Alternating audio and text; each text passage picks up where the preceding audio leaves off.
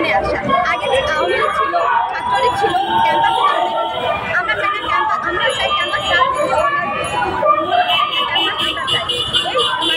করার জন্য আমাদের আজকে এখানে আসা।